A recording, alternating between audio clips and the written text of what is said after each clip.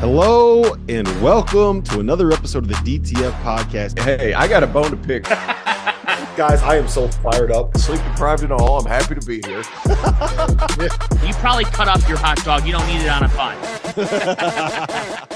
Hello and happy Halloween here on the DTF Podcast. My name is Rob Dauster. I've got John Fanta here. I've got Terrence Oglesby here. We got to talk about Cooper Flagg. We got to talk about exhibitions. We got to talk about scrimmages. And we are going to preview the SEC. But first and foremost, fellas, the single most important question that you are going to be asked this entire day: what is the best Halloween candy that you can get? Fanta, I'm asking you first on this one.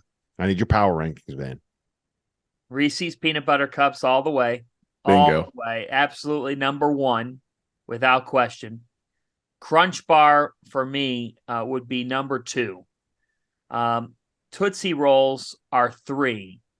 By the way, I have not thought about this at all. I love, or it sounds like I have thought about it a ton, but I'm telling you I have not. Tootsie Rolls are number three. I love the flavored Tootsie Rolls that go a little fruity or vanilla or all that. But the original is great.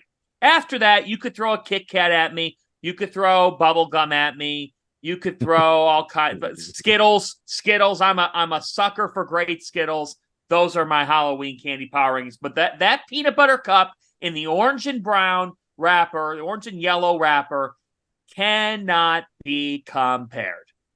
Fanta, I'm gonna show up to the Champions Classic, and I'm just gonna have like some bubble gum and some Kit Kats, and I'm just gonna throw them at you. You asked for it, so I'm just gonna start throwing candy at you when we're sitting there in the United Center, the Champions Classic. Make sure it's as long as none. You asked for it, you requested it. That's right. I'm just doing what's asked. T.O. The good part about number three on your list, Tootsie Rolls, is they're much like candy corn in that they never get old. Mm-hmm. So like you could be chewing on a Tootsie Roll you got at Halloween, you could be going at it next August and it doesn't lose any chew or any flavor whatsoever. You're still very much in the game. So kudos to those two for that. But outside of that, it's hard for me to argue with Reese's. I'm a heavy Reese's guy. You know what's criminally underrated in the candy department? Nerds. Criminally Nerd ropes. Nerd ropes. Nerd ropes are great. Yes. I'm a huge Butterfinger guy though. Like, how do you? I just love it. It's the crunch. You kind of get it stuck in your teeth a little bit. I was about to say it's the gift that keeps on giving because you have it in your teeth for an hour. Yeah. It's a snack and you get the aftertaste after a while. It's great. Yeah. Can't complain about that. What's your plan for Halloween? Do you like, I know Fanta, I hope you're not trick-or-treating still. T.O., do you have some trick-or-treating on the books tonight? No, we have like a neighborhood Halloween party. Everybody gets together and then we'll put up a table at the end of our street so that people don't have to come and walk a mile. We'll just all make it easy on them, make it convenient for the kids. Pretty easy, pretty simple. So you are trick-or-treating, like you're out with the kids, you're out going? Yeah, of course. Yeah, we'll do that. The funny thing was my son. Didn't it sound for a second like he said he wasn't doing the trick-or-treating? No. It sounded a little bit like you were trying to get out of it. Like you don't want to take your kids trick-or-treating. I thought you were a good dad. Now you don't want to take your kids trick-or-treating? Okay. I see where we're going here. Pillowcase full of candy. I'm just throwing that out there. Putting them in the back of the car, pillowcase full of candy. No, but they had a presentation today. You guys will laugh at this. And my son, we're talking about famous Americans. You had to dress up as a famous American. My son's Jackie Robinson. He goes through this whole thing. And what they did was at their school, they had a wax museum. And like, they call it a wax museum, but they're all dressed up as their characters. So you go up, hit this phony button, which is like on the table. And then they give you like a 6-slide presentation on this person. My son's Jackie Robinson. I hit it. He does a great job. He's excited. He's reading off the little screen. And I'm like, man, I'm so proud of you. I'm good. I go to the next kid over. Next kid over is Albert Einstein. I hit his button. This kid starts waxing poetic about the theory of relativity. And I was like, holy shit. I don't think we're behind, but good Lord, where did we just move to? But no, it was great. I love all that stuff. You're listening to the theory of relativity, and all you can think in your head is, how long has Kitty been in the closet? Yeah. How long was Kitty in there? Nobody knows how long Kitty was in there. That is a detail nobody's talking about. You knew that was going to make it. Held captive. You knew that was going to make it. Yeah, we had to wonder how that was going to go. Poor kitty, poor kitty. No, Poor Halloween kitty. is honestly like I think since I moved to this neighborhood in Jersey, it's probably my favorite holiday because Yeah. one, we always have like a party at a neighbor's house, right? We get there at like 4:30. You got like all the candy set up, you got candied apples, drinks are flowing. We normally got the hot apple cider with a little bit of rum in it, right? And then we go and like all the kids in the entire neighborhood are there, and there's probably like 25 kids in our neighborhood, maybe 30 kids like in the development we live in, and everyone just gets together and it's just like this posse of like 70 people that just goes roaming through the neighborhood. My one buddy has like one of the electric scooters and he's got like it looks like a guitar amp, but it's a Bluetooth speaker. So he connects that to his phone. So he's on his electric scooter, just weaving in and out of this mass of human beings with the speaker blasting with all of this, great Halloween music. And you're just roaming around. Everyone's drinking beers. Everyone has beverages all over the place. It's all of my kids' friends. It's all of the parents that I enjoy. It's a blast, man. I love it. I love Christmas. I love Thanksgiving. I think Halloween might be like a top 2 holiday for me, man. It's up there. It's way up there. It's got to be on a weekend though. Like for me, it's a Tuesday. I love it. It gets very much enhanced when it's on a Thursday, Friday, or Saturday night. Hey, for what's worth, my brother's 32nd birthday today. So he's a Halloween baby. Happy birthday, Paxton. That explains Happy birthday, Paxton. so much. That explains explains a lot. so much. Big Pax. What's worth being a Halloween birthday or being an April Fool's birthday? April Fool's birthday is worse. Yeah, that's my Fool's birthday. Halloween's kind of really fun. I'm an because April Fool's birthday. Do you know that I haven't spent a birthday with my wife. The only time in like the last 15 years I've had a birthday with my wife and with my family has been during COVID when the tournament was canceled. Every other year I'm at the Final Four. And how does she feel about that? Relieved. Yeah. It's a lot less pressure. This year, throw her off, honey. I'm going to be home for my birthday. I actually am. You It's will the be Tuesday. because You will be, yeah. the whole tournament schedule's wonky this year with everything. Big East Championship Saturday night. Make your plans accordingly. Is the eve of St. Patrick's Day in New York City. Oh, man. You know who's going to be living the dream that night, T.O.? Not me. The homie Schaefer. Oh, Shafe, my main man. You know what? I cannot wait to get to What is that, Shafe's. Fanta? Bourbon. Uh-huh. Fanta, are you coming with us? Are you coming with us to Schaefer's this year after the Big East tournament title game? Did a live show. Fanta's always in there till like 2 a.m. though. No, you're I coming gotta with us. sneak Look, out. you know what? Now that you put a ring on it, we're gonna have to get wifey to sign off. Okay, you're coming with us. Schaefer's midnight until 2 a.m. We're gonna be in the basement. After who wins the Big East tournament? Who's winning it? Look, you know what? We'll talk about that in the future. Hey, Today is an SEC preview. Hold fellas. on. My favorite memory from Big East, basically my favorite memory from our entire time doing this, is whenever Vicky, John's wife now, came with us before they were married, and she followed John around Madison Square Garden one full day. She stayed the whole day. We're doing the After Dark show from like 12:30 to 1:30 in the morning or something, and we're all sitting there talking at half court, and I look over and poor Vicky had enough. She was on her back across 4 seats laying down. She's like with her hands over her eyes. She was like, I can't do it. And people who haven't been around John Fanta at MSG, it's like falling around a happy Cocker Spaniel. Like you just can't get him. You can't get him. Like he's gone all the time. Like and he's talking to you, then he's talking to the next guy, and then he's bouncing, and then he's fired up because somebody from St. John's made a play. Like it is awesome. I will tell you this, Fanta. One of my favorite experiences covering college basketball is sitting next to you for a game. For the people that like have never sat next to John Fanta during a basketball game, even when he's just covering it, like you get you don't need an announcer. He does the play-by-play right next to you. You don't even have to watch the game. All you got to do is sit there and listen. It's like, oh my gosh, what a shot! Did you see the shot that he just hit? He's so good. He's so good. We got 15 seconds left in the shot clock. He's dribbling it out. We got a high ball screen. Oh, he hit the shot, the game winner. It is awesome. That's how it goes, guys. It's why we love it. We're less than a week out. We're here. We've made it. We've made it through the offseason. I'm excited. Can't wait to get up to Marquette. After Dark is back. It's all revving up. It's going to be beautiful. I credit, you alluded to this on After Dark, I credit all the teams for playing the charity exhibitions for all the Maui wildfire relief efforts. Can I ask you about that real quick? I totally agree with what your take was. I totally agree with what I totally disagree. All right, so hold on. My take was that I hate that these charity exhibition games are these marquee matchups that we're blowing up when they don't matter, they don't count, and right. Everyone's all excited about Illinois beating Kansas. What happens if Illinois is on the bubble and you go back and you look and say, hey, we got this one over the number one? Oh, no, wait. Didn't count. What happens if Arkansas is sitting there and they're like, well, we're going to be an 8 say, but wait, we got to win over the best team. Nope. Sorry. Didn't count. Just play the games that let them count. Make them be the first week of the regular season. You're just moving it back a week. We could still raise money for charity. We don't have to not raise money for charity because it's a real game. You're selling tickets, right? You're selling tickets for real games. Raise money for charity in the first game of the season and have it be one that counts. We got 4 top 15 matchups that didn't count. It's so dumb. We have to figure out a way to formally do something about the first week of the season.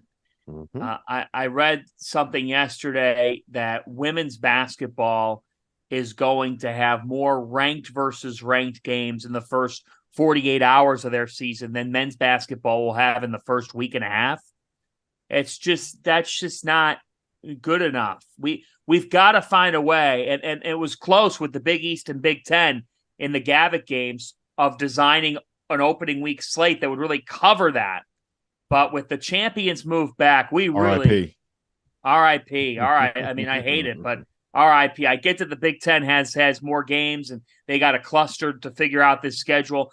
They might have to feature some conference games in the opening week of the season. Do it. Go ahead. We got to do something. Here's the biggest thing. There's a wide open doorway for some conference or two to step through and do something innovative and creative and get us talking about you. If you're the Big 12, you got all these new teams. You want to know a way for us to all be talking about your new teams? Get them all playing on the opening nights of the season. We'll be able to, the casual fan will be able to identify. And, every coach, Terrence, you'll bring this. Every coach is going to be like, I do not want my team playing that game in the opening week of the season. Why? Who cares? If you lose, it doesn't penalize you. If you win, it serves as a feather in your cap. That's right. And ACC did it a few years ago. They opened up the season with a conference game, which I thought was great, but I think some of their attendance took a hit because it's still football season. So they want their best games played after football season. Then it doesn't have to be a conference game. Like get no, but we were just talking about conferences being innovative, and they've done it. It's just a matter of they just didn't see the results that they necessarily wanted. Play what is the new one? The Big 12 Big East, right? Play that the first week the college basketball season. That is great. I love that so much. Give us something to look forward to. How awesome! This UConn at Kansas game. Imagine if that was in 4 days. Imagine if that was November 7th. Imagine how cool that would be to have that be the pillar, the number one team against the reigning national champion to kick off college basketball season. Who needs a Champions Classic? We got it right there. Well, and that's just it. Yeah, it's an open doorway. It really is. And, you could say, well, what if Donovan Clingan doesn't play? Well, those are the circumstances with any game. But I think that this is a gaping hole that's got to get – this has been a problem now for a couple of years in a row. And we've been pleading for it here. And it's kind of becoming falling on deaf ears. Like at the end of the day, something's got to get done because next week, I'm not going to lie to you guys. I'm be very candidly honest with everybody here. I'm hosting After Dark on Wednesday night. Will be the third night in the season. The fact is, at some point in the hour, we're going to have to discuss some different things. Now, the good news is, I think I'm doing it with Chris Mack and Tyler Hansborough. So we'll just go over the bye games that they bet on that night. I mean, that'll be a lot of fun. Like we could just do a bunch of,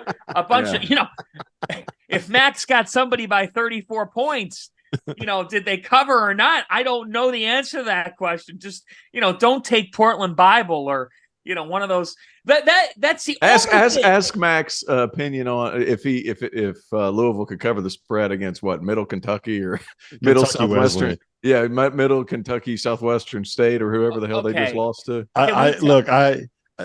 So last night after Louisville lost to Kentucky Wesleyan, Chris Mack started trending, right? He was a trending topic on Twitter. So I took a screenshot of it and I sent it to him. And I was like, Mac, what'd you do? He's like, oh God, I was at a football game this weekend. I hope I didn't do something dumb. What? Nope, your Louisville fans just want you back, man. They need to start saying welcome back, Clotter. And they need to start talking about Chris Mack. What do we need? I don't know if this was in the rundown or not, so I'm sorry here because what like Rob, what is the solution for Louisville basketball? Get it, dude, snip it. Be done. No, you got to play out the season. You're not going to get the guy that you want now. Play out the season. I have a theory. I know you have a theory. Call it tease. No, look, there's going to be very good coaches available for Louisville by the end of the season. Correct. One of them may be in Boca Raton right now. One of them might be in Oxford, Mississippi. One of them might be in Oxford, Mississippi right now. One of them might be in Greenville, South Carolina. One of them might be in Greenville, South Carolina right now. There are going to be a lot of very, very good coaches available for Louisville to hire. And I would be let's put the caveat in here that Louisville could still find a way to be good this season, right? What was that laugh? Seriously, what was that? It was my Dracula laugh and heavy sarcasm laugh. I think Paxton Oglesby has invaded. They got out rebounded by 13 to Kentucky Wesleyan. Did you see the quote? By 13. There were two quotes after the game that if I was a Louisville fan would have absolutely driven me insane. The first one was when he said, "We can't out talent teams." Oh my God. You're Louisville. You're a top 10 program in college basketball. You can out talent a team that was picked 8th in their Division II conference. How many? They're not even the real Wesleyan. The real Wesleyan's in Connecticut. Okay. How many D1 teams are there this year? 300 what? 63. It's 363. They should out talent 357 of those. Yeah. You are Louisville. What are you talking about? What are you talking about? Then the other part was when he said we need to get more rebounds from guys like, and then said a name, and the dude didn't even play. He's like, we need more than 2 rebounds out of this kid that sat the bench the entire game. Didn't even play a second on the floor. Kenny, man, like I wanted to go well for him. He's such a nice dude. Like I wanted to go well for him, and he just that's it. Some guys are great assistants. Yeah, but moving one seat over, it's hard, man. Moving one seat over, man. Like it's a huge thing because now everybody's looking for you to answers instead of you chiming in 1 or 2. Big news: the Almanac is officially back. The most exhaustive and comprehensive guide to the 2023-24 college basketball season is available for pre-order now. If you go to cbbalmanac.com, link is in the description below, you can pre-order for just $15.99 or 20% off the sticker price. The format is going to be a little bit different this season. Instead of an 850-page PDF, you'll be getting access to the full site with league-by-league PDFs available for download. The preview will be live on September 20th. So you have until then to be able to get your pre-orders in. So for insight for all 362 Division I teams from their head coaches and the experts that cover them, make sure you hit that link. All right. I do have one question for you guys that I want to get to before we get into this SEC preview. I want to be cognizant of how much time we have. Cooper Flagg committed to Duke. He picked it over UConn. I think everybody knew that it was going to be Duke basically since the summer. I would say that UConn put in about as good of an effort in that recruiting battle as you could have.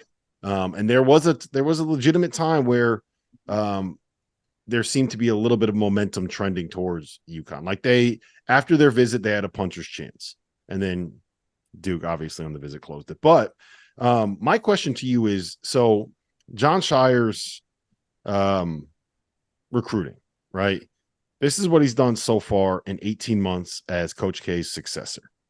4 top 5 recruits in 3 classes have committed. 3 of them have already enrolled. The 4th one, obviously, Cooper Flagg. 10 5-star recruits have committed. He had the number 1 class in 2022. He had the number 2 class in 2023, the group he has coming in this year. He had the number 1 class in 2024. And he has a preseason top 2, preseason number 1, according to the Almanac team in college basketball heading into this season. Mm-hmm. How much of this do you credit to Scheyer? How much of this do you credit to the Duke basketball program? How much of this is a sign of the future versus just like, hey, their NIL is rolling right now and this is the era that we're in? NIL has been rolling at Cameron Indoor since '82. No, it's like how should we feel about Scheyer right now as a coach, T.O.? Massive fan, and they just signed him to a 6-year extension. I'm thrilled for him. Good for him. They're going to continue to recruit at a high level, and not only are they recruiting there, they're keeping them there. Like, that's the crazy part about it. They're going to keep rolling. Duke's going to be Duke. They have such a good infrastructure in place. I think the whole Duke brotherhood is a little bit blown out of proportion because Austin Rivers has gone on and said, I don't even talk to the guys I played with, let alone other guys that were in the program before or after me. So there's something to be said there. All of that being said, I mean, there is a certain cachet with going to Duke, especially in professional sports later. So there's so many advantages. There's so many advantages. You're going to get chances just for being a Duke, and it's a no lose situation for him.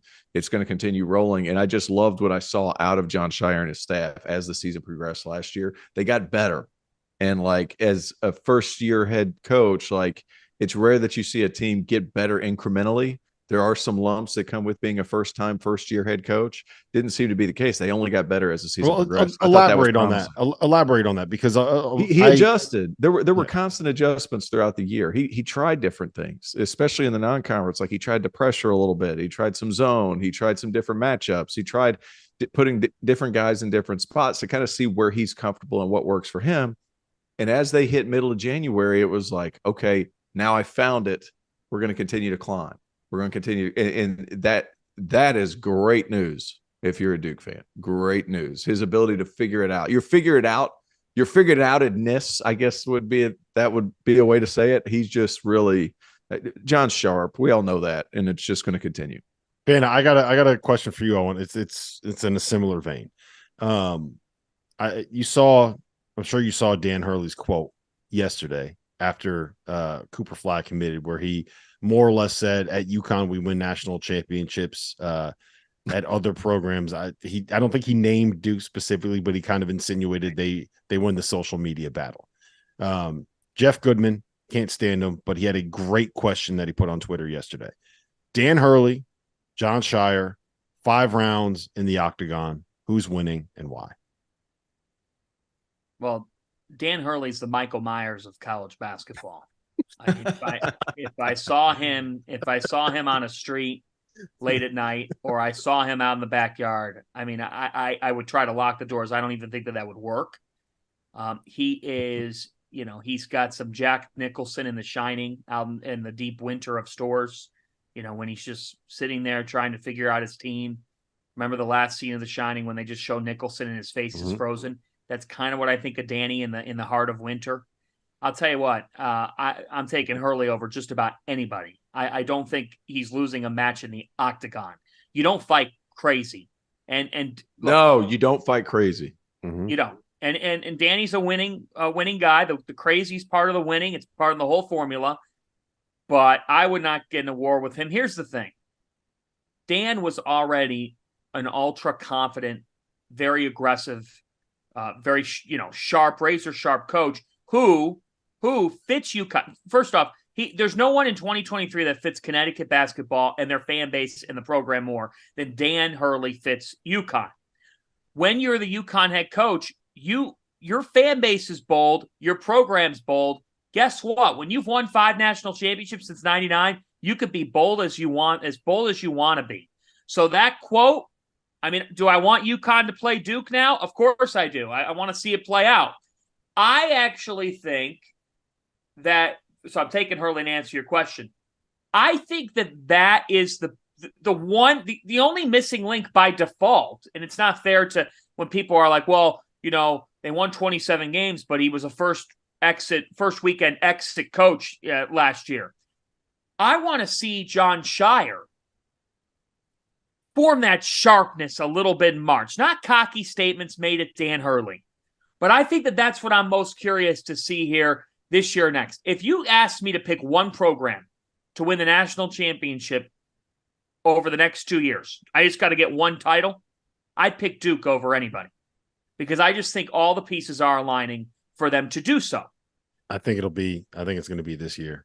I think it could very well be this year too. We know timing is everything, but they're my front runner. I mean, they're Kansas can be preseason number one in some polls and whatnot, and I've put them there myself, but Duke's my front runner to win the title because I just love the collection. I love Scheyer's willingness to sit freshmen if he has to in key situations. He's not afraid of the moment. He's not afraid to lay down the law, and this is a case where this guy was groomed for this moment. And if you read about Scheyer and talk with Scheyer, you quickly realize this guy's not only he's a genius of a mind, very, very smart.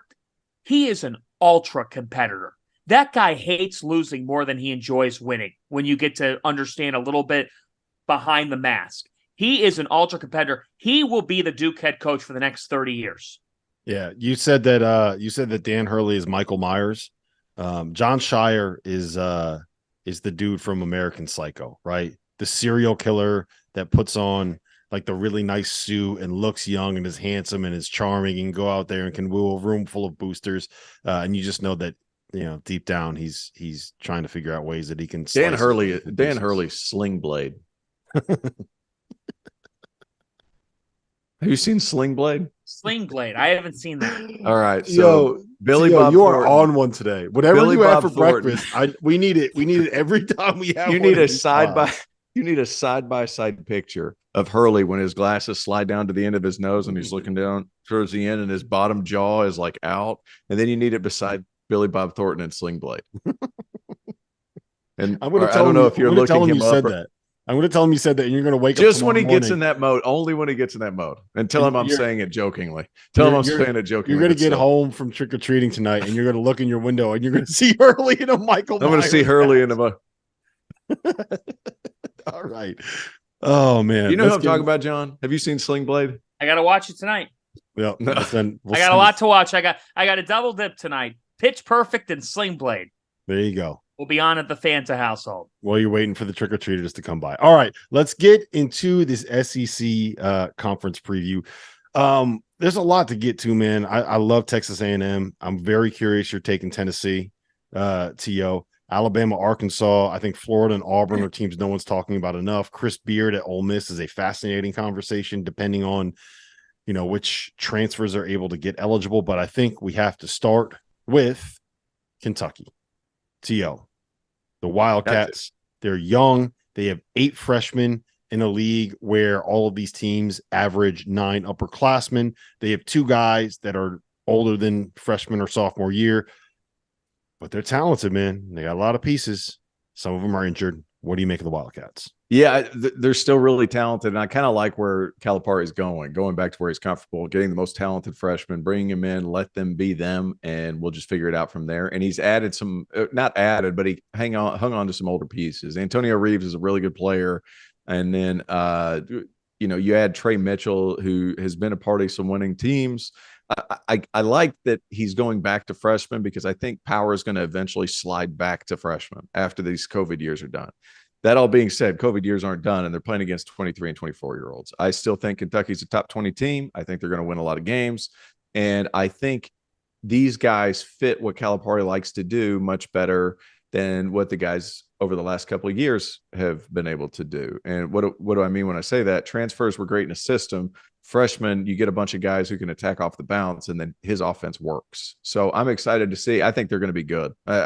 Do I think they're national championship winners? No, I don't. But I do think that this is a Kentucky team that wins a couple of games in a tournament. I'm not ready to say that yet. And I think they're a second weekend team. I think the talent's good, and I think he'll hone it just enough to where they'll be fine. that the talent is good. There's stars next to these guys' names. This is not an otherworldly freshman class. Mm-hmm. And let's acknowledge a couple of things here. Okay.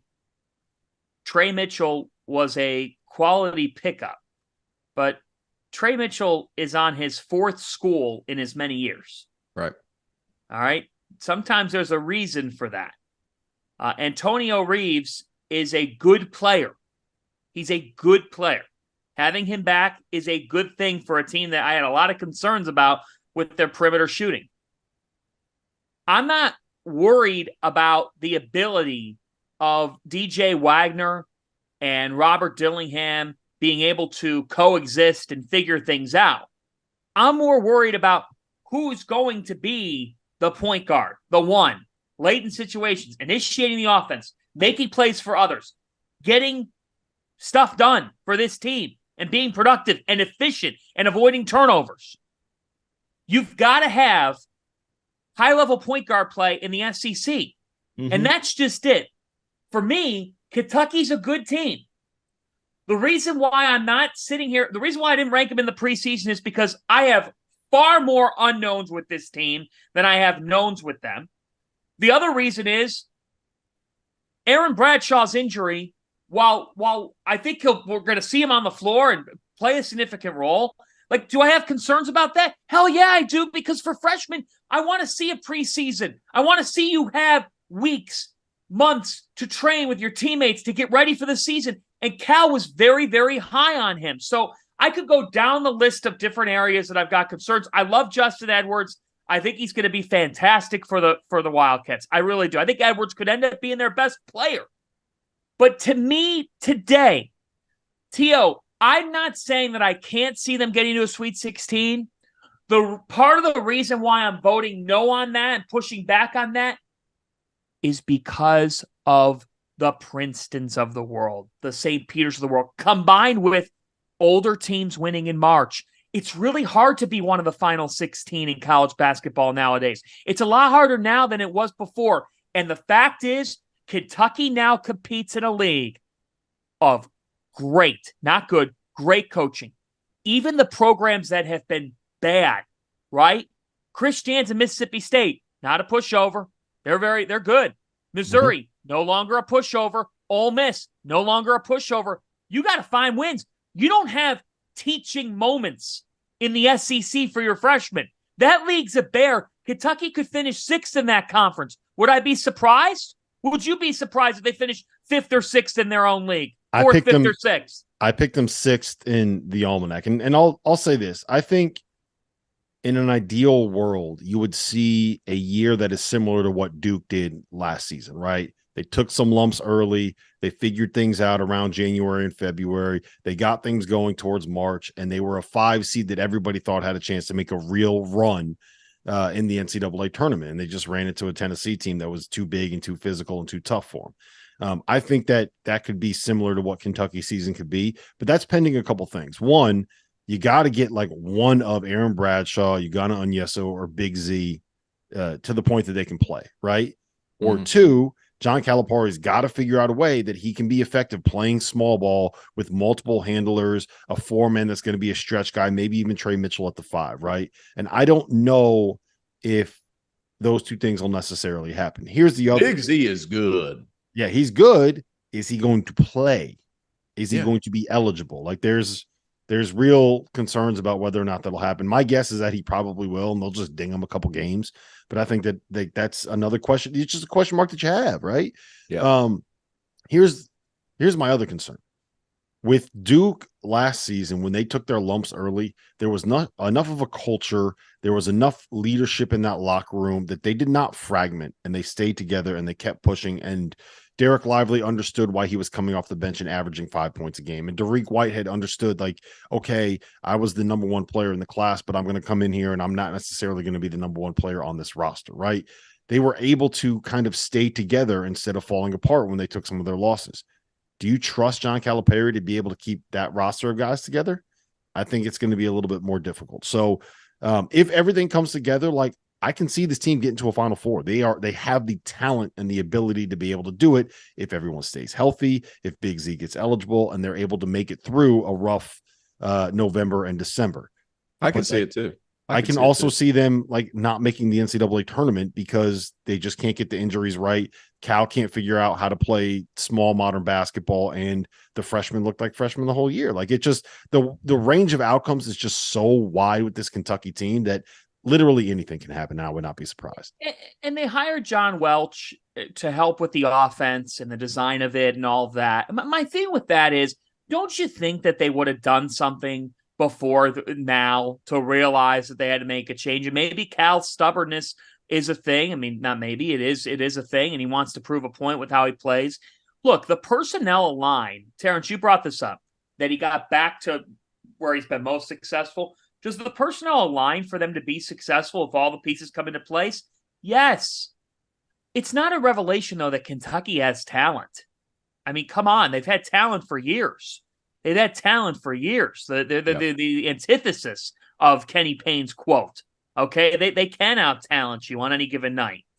To me, the intricacies within the sport and the ability to win close games and the ability to grind it out are things that you cannot quantify in any stat sheet or in any analytics program. So I just, guys, every year we've been saying this for the last 4 or 5 years about what they can be or what they might be. And I'm on the other side of it. And a lot of kids, Big Blue Nation hates me. I know that they hate me. I see it all. You've been tweeting and texting and everything in between, direct messaging for the last month and change, and they think we hate them. For the 70,000th time, we all want, if Kentucky's good, it's good for everybody. It's good for you, BBN. It's good for us. We want to talk about a winning Kentucky team, but you've got to prove something to me first. I'm not falling for the brand name again. Not with the amount of unknowns. And don't tell me that the experienced returnees are going to be great players this year that'll have great seasons. The All-American on this team is Justin Edwards, if there is one. Outside of that, like, they're talented, but do they have top 10 talent in the country on paper? I think a lot of people think that they do because of the freshman class. This freshman class in general is not outstanding. Yeah, you're not wrong. It is what it is. It's going to depend on how well they can stick together and how well they can. Hater. All right, let's move on. Sipping on that blueberry haterade. I'm a hater, but part of it too is that when you move on here, the teams at the top of this league are old and freaking good. Well, let's talk about that. I think that Texas A&M is the best team in this conference. I pick them to win it. I would have them be the highest ranked team in this conference if I was doing a top 25.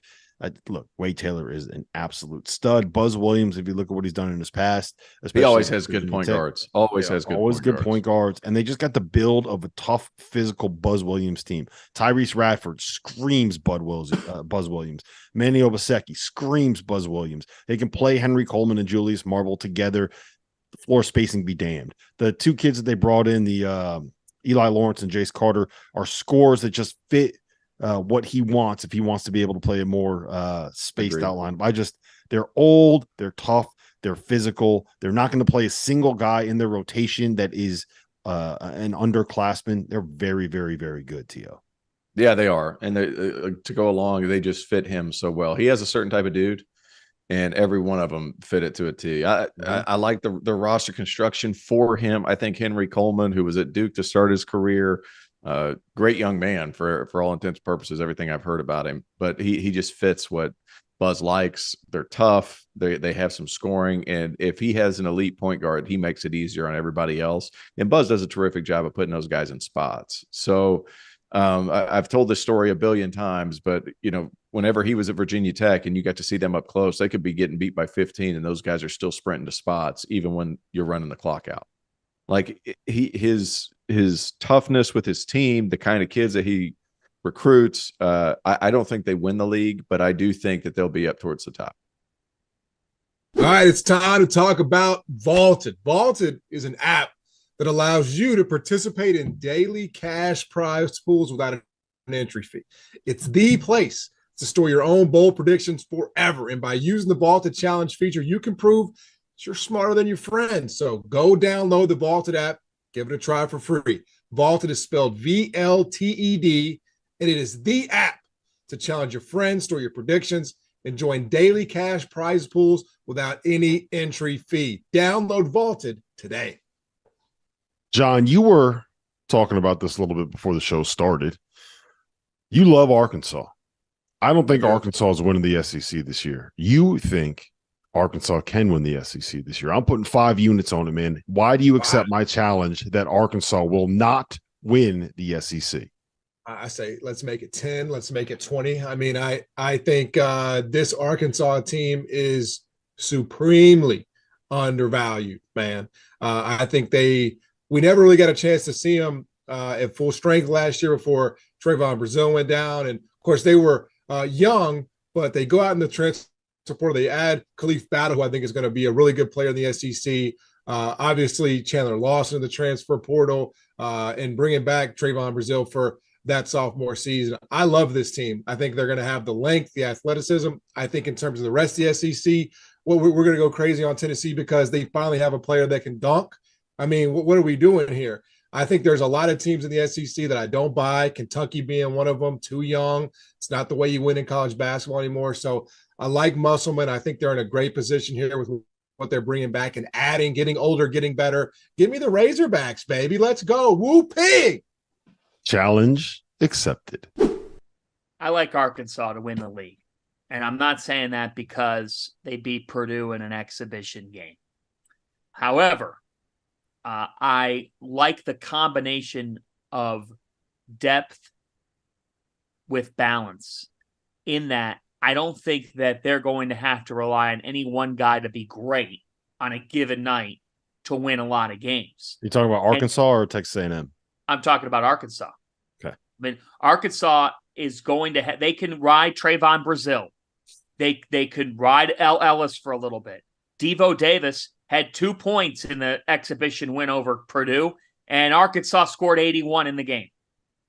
Tremont Mark is one tough you-know-what, and they were able to pick him up. I mean, Mark, that was a great transfer pickup, a guy who understands tenacity, the toughness factor, the defensive ability that you've got to have.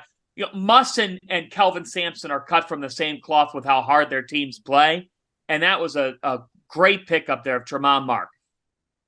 Caleb Battle, being able to bring him in off the bench, and he's a guy who could go get you 15 points on a given night. This team, and Chandler Lawson, who I really like the upside there. I like the way that he plays. I just think that Arkansas, we do not talk about them. If you're talking about how all the pieces have been built up with A&M, Arkansas has a great mix of returning talent, right? Brazile and Davis. They're always going to hit it big in the transfer portal. And before the mid-1990s, before 2021, they hadn't been in the second weekend of the tournament since the mid-90s, right? They've gone to the second weekend 3 consecutive years and have made the Elite Eight twice. So, to me, I'm not betting against what has been when people are saying that's a past, it doesn't matter, John. It does matter. Clearly, there's something formulaic here for the Razorbacks that allows them to have success when they get to the most important time of year. They're going to out-tough you. They're just going to outdo you when they get on the floor at the most critical time of year, and they did against Kansas last year. So I like the options of this team. I'm taking the Hogs to win the SEC. You know what it is, and I actually don't hate that pick because I think that the top of the conference is there's a lot of really, really good teams. But the thing I love about them, good conference. It's so like there's legitimately 11 teams that you could talk me into having a chance to make the NCAA tournament this year. It'll probably be like 8, but I think there's 11 teams where you head into the season, depending on how things shake out, that have a chance to actually get there. The thing I love about Arkansas this year is one, they're going to be very, very big, especially in the backcourt, and very, very versatile. Like you're looking at Devo Davis as a potential point guard on this team, as the guy who's going to have the ball in his hands. He's 6'4" and one of the best defenders in the SEC. You're looking at Khalif Battle, who I think by the end of the year will be the guy that Musk kind of isolates and says, okay, you're my bucket getter. You're the guy we're going to create mismatches with. Javon Brazil is going to be a monster when he's back this year. Tremont Mark is the perfect kind of toughness, 6'6" physical defender that can score that Musk loves. I really like the way that this group has been put together. But with Musselman teams, like, it all kind of hinges on how long it takes him to figure out what he's got, right, T.O.? Yeah. Look, Muss is going to be good, but we haven't even talked about Alabama. Aaron Estrada goes there. Grant Nelson goes there. Latrell Wrightsville goes there. Like, they've got dudes. And then you go down. Auburn is going to have the freshman of the year in the league in Aiden Holloway because he's just going to create whatever. And Bruce Pearl's really high on him. And whenever he's high on a guard going into a year, it's usually a good thing. So Aiden Holloway can really score. And you want to talk about the perfect system fit for somebody like that? They're going to be tough. He's Jared Harper 2.0. My question is going to be how long it takes him to. He's better and he's bigger. He's better and he's bigger. He's also a freshman. Jared Harper was a junior when he was when they made the Final Four. But I get what you're saying. Sorry. Yeah, keep going. He's better and bigger. Florida's the one that's.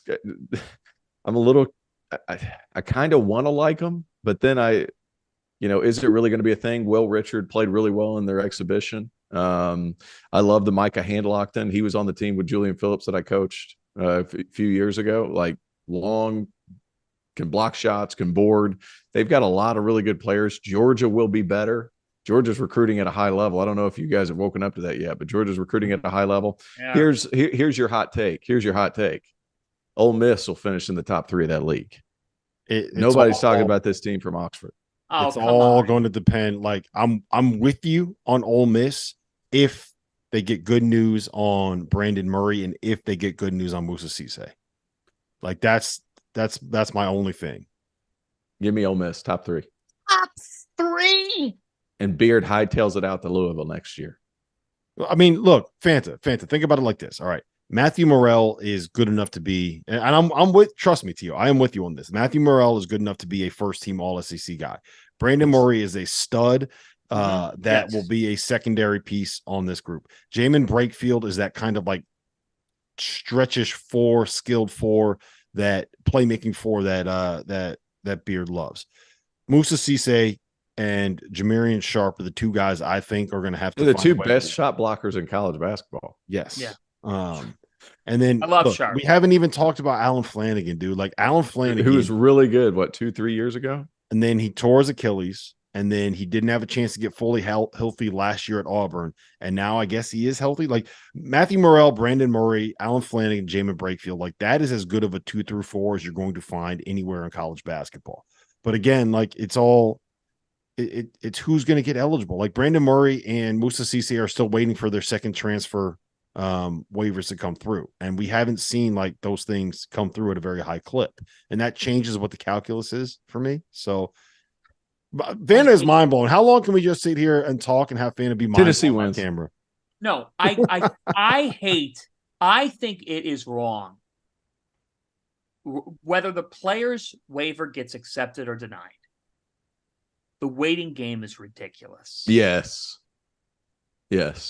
If you want to deny the waiver, you're not going to have to reason with me. I'm not going to get all worked up into a shoot over that.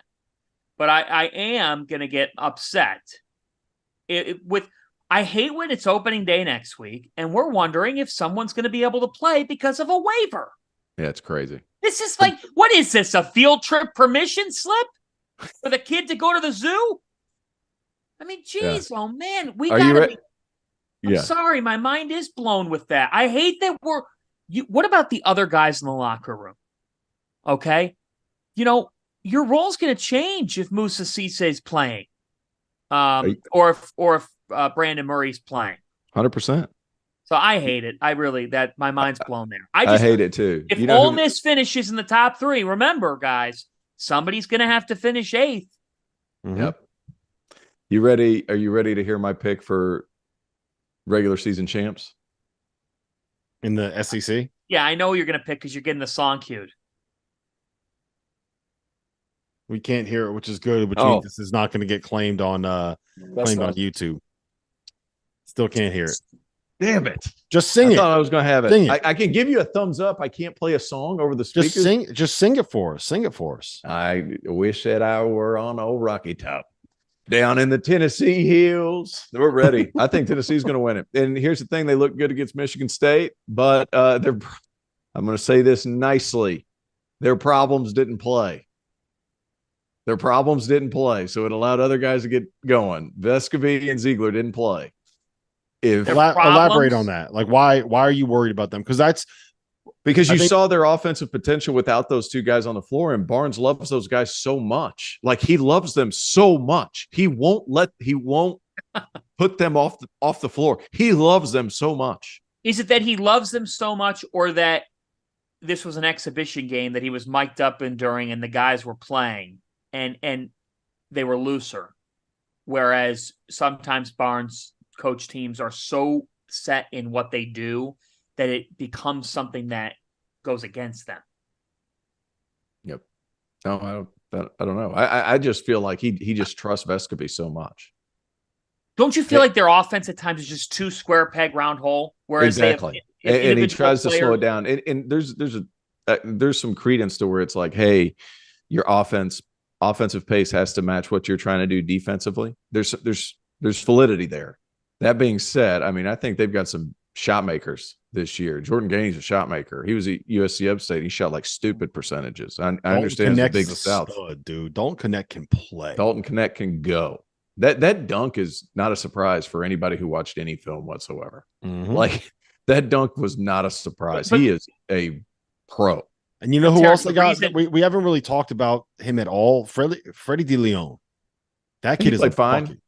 Yeah, no, but he's a bucket. We saw him at Rock Hill 2 years ago, T.O. And he was one of those kids that enrolled in the middle of the semester, right? And then redshirted. Yeah. So he's had some time. I like the call. You know what I want to see? I don't know if it'll ever happen. Do you think we'll ever get lineups where you got the four perimeter guys, Zakai, Santee, Dalton Knecht, and Jordan Gainey with JJJ at the 5? Can we get some of that? I hope so. I can get some of that. That would lead them to being able to win games offensively. I mean, that lineup makes a lot of sense. Here's the other thing. Not only was he good offensively, but did you see how disruptive Jordan Gainey was on Sunday in the passing lanes? Long. He had a couple, and those are not okay guards. Like Michigan State, they got big-time guards, okay? Mm-hmm. Tyson Walker's going to be All-American. To me, you know where it is, Terrence and Rob? The reason why Barnes is putting those guys on the floor when you talk problems, Barnes looks at the box score and sees 20 Tennessee turnovers. You know, that they turn the ball over 20 times against a Michigan State team that pressed them and caused problems like they can. But that's the thing. I think that just eats at Barnes, the thought of turning the ball over 20 times, exhibition or regular season game. Yep. All right, so I want to. Doesn't make me want to like it. Doesn't make me like it. I want to ping a couple questions at you and see what you guys have to say. All right, Alabama or Auburn? Who finishes higher? Alabama. I'm going Alabama there. Aaron Estrada, I've heard, is crushing it, and he's going to have a monster year. Might not have a drop off from averaging 20 points a game. Might stay at that same number. Did you see Nate Oates' quote? What he said? No. He said it basically said. It's nice to have a point guard that you can trust to compete every single day in practice, and you don't have to try to motivate. A direct dig at Jellyfam JQ. Let me tell you something about Estrada. If the game is late and they need a shot, that kid's going to at least hit 2 to 3 this year. He is a killer late in games, and the fact that. Like, I was concerned about him going into Alabama physically, being able to handle everything. But the fact that he could play alongside Mark Sears, who's a stabilizer, and the reason why you pick, for me, I mean, it's Grant Nelson and acquiring him in the portal. When they got Nelson, that entered them into the conversation of they're a better team than Auburn. There's still a couple too many unknowns with Auburn on the perimeter than there are with Alabama. I love Janai Broome. But I'm asking fewer questions with Bam. I like the tie. All right, so I'm gonna I think I tend to agree that Alabama's better. I'm going to make the argument for Auburn here, though. They already have what I think you could argue is the best front court in the SEC, especially if we're going to assume that Tolu Smith is going to be out until mid-January, right? Janai Broome, really, really good at the 5. Jalen Williams, I think, is a guy that is very underrated as a grad, as a fifth-year guy at the 4 spot. You're bringing in Chad Baker-Mazara, who has already played at a high level, 6'7" wing, really, really can shoot it. And I think that the upgrade that you make in the backcourt with Aiden Holloway and Denver Jones over Katie Johnson, who is now probably in his better role as the 6th man, and I'm blanking on the point guard from last year that we crushed the entire season, but the upgrade that you made in the backcourt. So you went from having a great front court and guards that will lose games for you to having a great front court and guards that in theory will have a chance to win games for you that fit what Bruce Pearl wants to do better. So I think Alabama probably is better on paper. I think both of them have a very real chance to finish top 4 in the league. And I'll tell you this, I cannot wait for those rivalry games. It's going to be a lot of fun. Sneaky pickup by Auburn, Chaney Johnson transferring from D2 Alabama Huntsville. Entered college at 6'2". He's now 6'7". Nice player. What are you laughing at, Fanta? Well, we got 9 teams that could finish in the top 4. That's why the SEC is so good. I know. League. All right, next one for you. I know. I'm just laughing at it. It's Mississippi State or Missouri. God, it's a hard question. I'm going to say Missouri. I'm going to say Missouri too, because Tolu Smith's out until God knows when. Yeah. And Nick Honor to me is such a steady presence for them. I think when you look at, they're old. I mean, that's the one thing about Missouri. They're just old top. They're starting 5 fifth years this year. 5 grad students in your starting lineup. And you know, the ability for Nick Honor and Sean East to play alongside each other. I thought Caleb Grill was a really nice addition. I mean, we watched Grill at the PK 85 last year help Iowa State turn heads. So, you know, that to me he's a 3-and-D guy who understands what it takes to get it done on both ends of the floor. I mean, you know, the front court, right? Like they're going to rely on this Connor Vanover, a 7'5" center. Shoots threes. What exactly does he present in the SEC coming over from Oral Roberts? But I like this team. Fun fact on Connor Vanover, he had more block shots himself last season for Oral Roberts than Missouri did as a team last season. Missouri also finished last season ranked 362nd out of 363 teams in defensive rebounding percentage. So I don't think that's going to get better. Wow. The best rebounder in Kobe Brown. Yeah, it's just Dennis Gates just didn't care about it. Like I talked to him about it in the offseason. He was like, what would you rather win, the rebounding battle or 25 games? I was like, all right.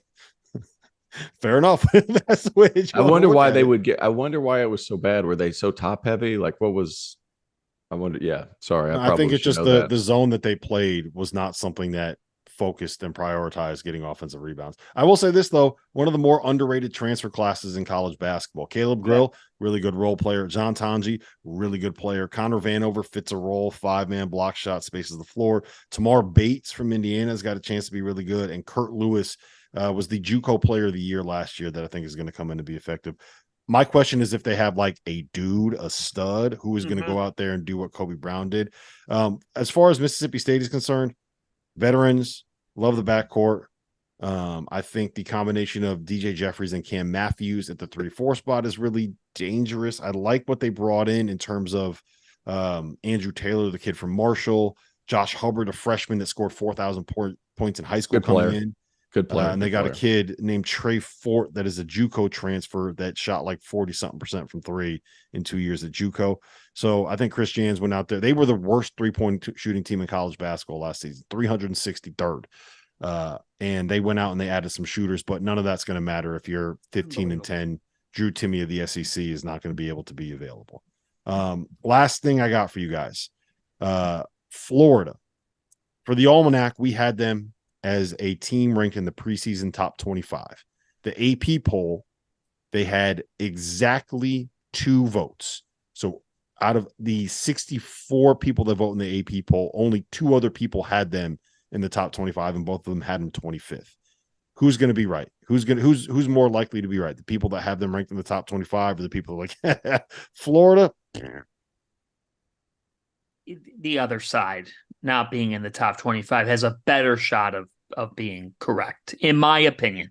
And part of that is just like, could Florida spend some time in the top 25 this year? Of course. I mean, UConn wasn't ranked in the preseason top 25 last year, and they won the national championship. The preseason top 25 is what it is, a total crapshoot. But I think that this is an NCAA tournament team that could very well be in an 8-9 game. Like, that's kind of what I see from the Gators this year. You know, Riley Kugel, as the Almanac says, is on every breakout player list in the country. And Walter Clayton, you know, Rick Pitino said it, I could really use Walter Clayton right now. He's a really good player who understands how to play the game on both ends of the floor and averaged 17 points per game for an Iona program that went to the NCAA tournament. Will Richard, we're all Will Richard fans here. To me, you know, I'll be quite candid here. I need to see Tyrese Samuel. He's a good player with upside. Now the upside's got to translate to consistency every single game. It cannot be every 3 or 4 games. Tyrese has it in him to be a great player. Yes. But you have to go out and do it. Sounds like a Seton Hall fan venting a little frustration right there. just saying. I mean, there was a lot of talent on that Seton Hall team last year. Yeah, right. But talent inherited versus talent acquired is a big difference, because when you're a coach and you inherit, it's your job as a coach to get the best out of the guys that you've got. And Samuel's very talented, but you know, deep layer here, he's getting paid a lot of money in Florida to play. Mm-hmm. He's got to produce the results. Yep. Tio, you got any takes? No, I mean, the Kugel-Richard wing matchup is going to be tough for anybody to guard. Those are two guys that can really score it. And Will Richard was good. You know, he was okay last year. I think this year he's gotten comfortable in that system. What I will say when it comes to the people at the Almanac, all those guys that you have working on the Almanac are all really good. They are really statistically based thinkers. Uh-oh. So as is Todd Golden. So there are going to be some like thinking there when it comes to picking up your thing. So they still got to put it together. That's the big issue. You're anti-math. Huh? You're an anti-math. I'm not. I'm. No, you're an asshole. I am an asshole. I think I've always been a flow guy as opposed to like directly looking at things. I like to see how a team plays together. On paper, it makes a lot of sense. Everybody they put on that roster, everything makes sense statistically. It's just a matter of putting the pieces together and having them play well. I thought Florida underachieved last year for what a lot of us thought was going to happen. And now they have a roster full of guys that it's time for Todd Golden to prove it. Like prove you're the Golden Boy, right? He's got the pieces here. What does that mean this season? I think that he has a team that is good enough to be like a top 6 seed in the tournament. I think he has a team that is good enough to be a top 25 team. But you're betting on Micah Handligan making the adjustment to the higher level. Walter Clayton making the adjustment to the higher level. Riley Kugel being the guy that he was the last 10 games of last season and not the guy that he was the first 25.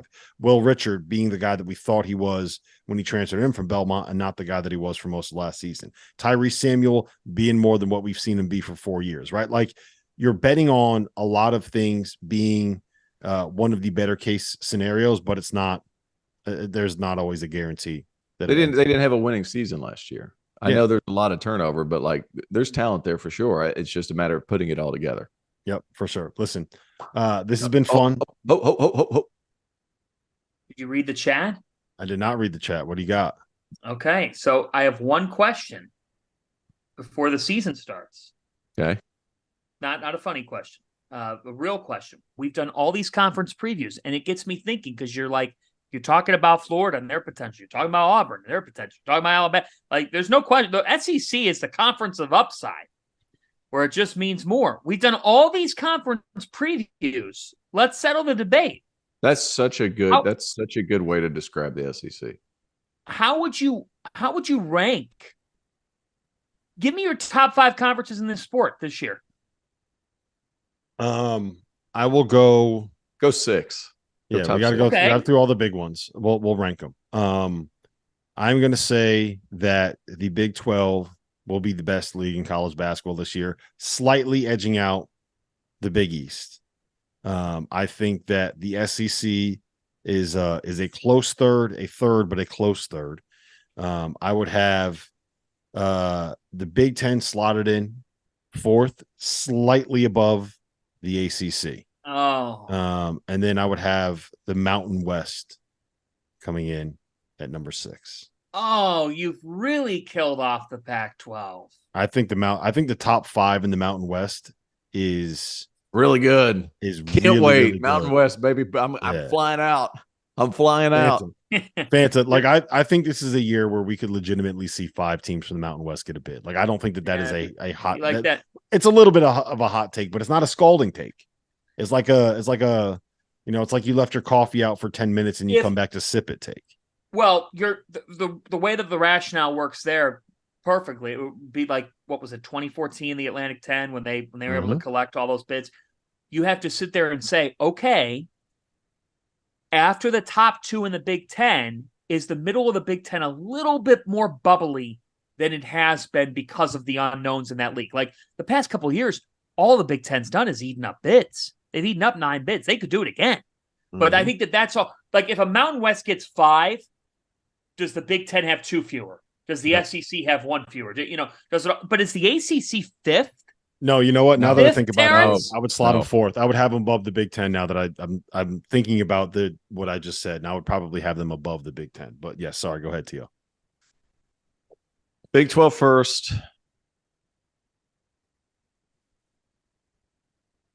Guys, I'm sitting here looking at the SEC is good. ACC. I would probably go ACC second just because. Oh my of the top. God! Wow! No way! Are you kidding me? The top. T.O. Timeout. No way. Give me a top. 20-second T.O. The top. Give me a T.O., baby. The top. No way. The top is good. And guys, they've made a Final Four each of the last how many years? The Big East has 3 of the top 8. ACC second. Come on. Oh my God! Are you kidding? A few moments later. You cannot put the 8. I think the ACC has potentially 10 teams that could make the tournament. No, you do not believe. I do think that. Ah. All right, so here's now that I'm thinking about it, that's kind of a hard one just to throw on there. I think the bottom of the Big East isn't great. The bottom 3 is a walkthrough. There's not enough teams. Seton Hall, meh. St. John's, we'll see. Villanova, I'm still waiting to see. I think that's a conference of potential. They have Providence. We'll see. I think I understand we're 3 of the top 11 or whatever. Top 3, 8. Top 3 is exceptionally good. After that, where's the depth come in? That's the reason I'm moving them down. I'm moving them down, Fanta. How about that? So I'm going Big 12. The only the thing that gets me every year is the freaking Big 10 because they just continue to not prove it. They just continue to prove me right over the past few years. So it's like I want to put them up there because there's a lot of depth in that league. So all right. So here we go. Big 12, ACC, SEC, Big 10. Oh. No, Big East after the SEC. Oh, these rankings are these are So fourth. You've got the ACC Pac-12 is 6. second. Pac-12 is 6. Pac-12 is 6. ACC is going to be good this year. Big 12, ACC, SEC, Big East, Big 10, Pac-12. You're welcome. Okay, we'll let the games begin.